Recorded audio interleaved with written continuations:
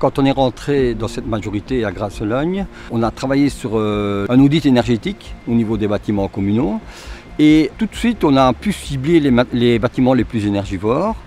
On a travaillé également avec Renowatt. Renowatt nous a permis de cibler les bâtiments qu'on devait faire dans l'urgence. Et le programme a été lancé. Par ailleurs, nous avons décidé simultanément de travailler à la rénovation des bâtiments scolaires, bâtiments sportifs, bibliothèques, etc. Par ailleurs, la société de logement social qui se situe ici sur la commune de Grasse-Logne, il y a quand même 2000 logements sociaux, c'est pas rien, a décidé d'un vaste programme de rénovation. Ce qu'il dit, Salvatore, et ce qu'il fait dans le concret, c'est de dire gaspiller de l'énergie, parce qu'il s'agit de la gaspiller, il s'agit de réchauffer l'atmosphère pour ne pas avoir des meilleures conditions dans les bâtiments, pour ne pas avoir plus chaud, si je veux caricaturer.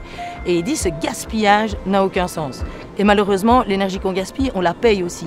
Et donc, il faut absolument trouver une solution. Il dit, d'abord, on réduit la consommation, autrement, on est condamné simplement à produire de l'énergie. Et produire de l'énergie toujours plus, toujours idéalement à bas coût, ce qui donne des situations de travail et sociales qui sont innommables. On a aussi voulu privilégier l'accompagnement des citoyens. Et quel type de citoyens? Essentiellement des citoyens avec des petits revenus qui sont confrontés justement à la rénovation énergétique et qui ne savent pas trop bien où se diriger et comment faire, quels sont les différents papiers à remplir, etc.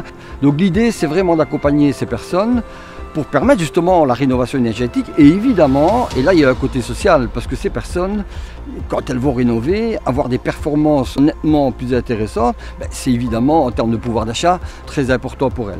Et dans les conseils de quartier, puisqu'on a mis en place des conseils de quartier, dans chaque quartier, il y a une dizaine de quartiers qui sont visités chaque année, on en parle. On vient vers le citoyen avec des formules, avec aussi des demandes, mais aussi des questions qui nous posent et qui nous permettent d'aller vers eux avec des réponses adéquates. Malheureusement, il y a des gens qui sont captifs de cette situation-là et le pouvoir politique se doit de leur dire non, nous vous libérons de cette facture disproportionnée. Personne n'a envie de gaspiller de l'énergie qu'on paye quand même. Ça n'a pas de sens. Et donc faire sens, c'est être impliqué. Le défi énergétique, c'est un combat social, c'est un enjeu de société.